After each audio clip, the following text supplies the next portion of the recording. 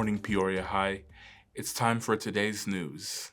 It's the last week of February, and we are wrapping up Black History Month with our annual talent show. Students may buy into the talent show for $3 on Friday during 6th and 7th hour. The buy-in is in cash only, so make sure you have $3 in cash by Friday. Seniors, please remember to check your class teams page. Events are being canceled because we are not responding fast enough. If you would like to do events, please check your teams page and reply to the ones that you want to go to. Baseball trials will be next Monday and Tuesday, March 2nd and 3rd, after school in the complex gym from 3 o'clock to 4:15. Bring a glove if you have one. See Coach Bertles in room 312 with any questions. The next sewing workshop is on March 5th after school until 4:30. If you attended the last one, we'll be finishing up the sock monkeys at this workshop. If you're new, we'll teach you some basics for crochet. Make sure to pick up a waiver from Miss Palka in room 320 if you have never attended before. There are several scholarship applications due on March 2nd. Please check our Class of 2026 page to get your application in today. Here is your ACT question of the day. Which is the initial concentration of the reactant at time equals 0 seconds? The correct answer is D, 0.10 moles per liter. The reactant curve starts at its highest value at time 0 seconds. Looking at the y-axis, concentrations in moles per liter, the starting point is at 0.10 moles per liter. After the time begins, the reactant concentration decreases from that value.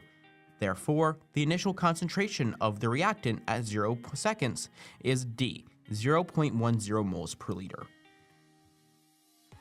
There will be a forum in your class teams page where you can submit your answers on Friday.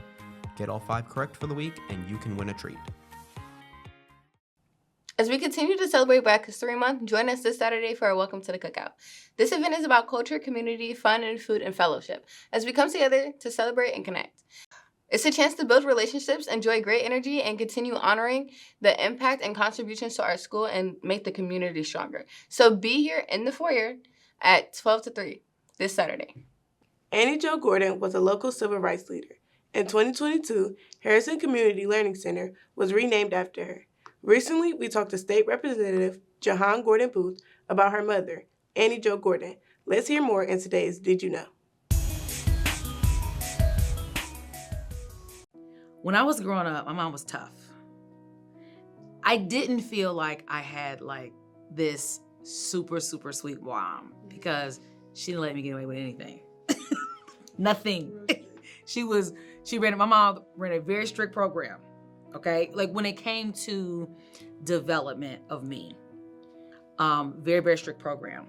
But she also, with me, had this way of allowing me to try to figure things out. She wanted me to figure things out. She wanted me to make certain mistakes. She wanted to see where I was at mentally. And I think that came from one, I'm the last of 7 children. So I'm the baby, right? So my mother had me in her 40s. And really back then, you really did not see people having children into their 40s. So by the time my mom had me, she had lived a lot of life, right? So she had come to understand who she was as a woman, who she was, in terms of who she wanted to be in community. And so as a kid growing up, I got to see the response that the community had to my mom. So for example, we would be, whether we were at church or we were at Ventures, that's an old school place that does not exist anymore. We would be at the mall, and wherever we were, JCPenney's, Famous Bar, walking around Kroger's, people would every single time, people would run up to my mom and they would always be first and foremost, they would be so happy to see her. And then they would always go into the story about their life.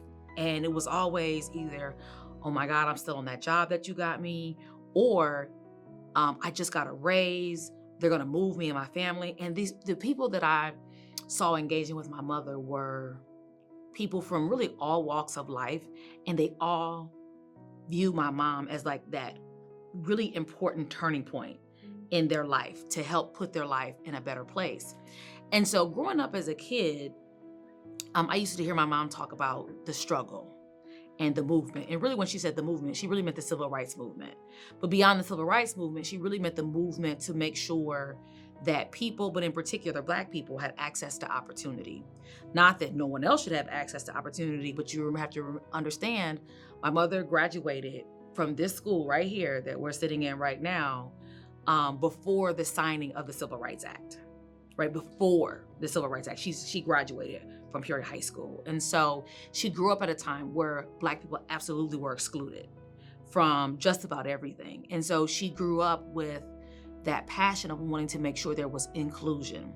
And so I saw all my life people respond to my mother in such a positive way for such a great thing that for me personally, it inspired me to want to do work that also help people's lives for the better. After the uprisings in 2020, they made a decision to change the names for a number of the schools. There was a lot of talk why they were making the history of this country, why they were demonizing it. And obviously people can approach that conversation from whatever perspective, right?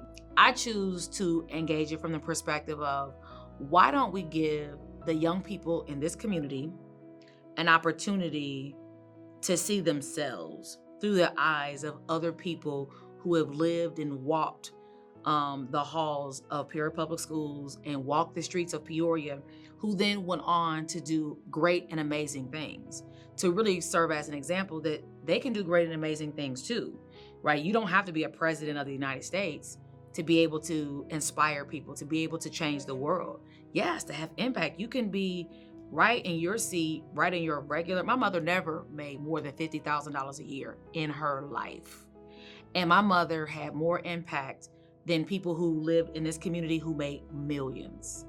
And so I just love the idea, and I have a great deal of respect for President Wilson and the school board, because it is my deep belief that children seeing themselves and seeing people that look like them, people that, again, lived in the same neighborhoods that they currently live in today, that were an inspiration to so many people, that they can also grow up to do the very same thing.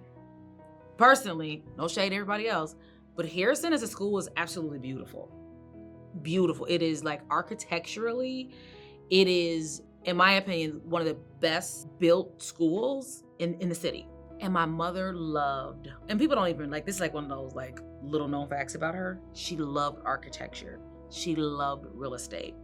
And when I think about the community that Harrison is, like the population that it serves, like that is the population that my mom served while she was working. She was a very important figure. And when I think about like what made her special, one,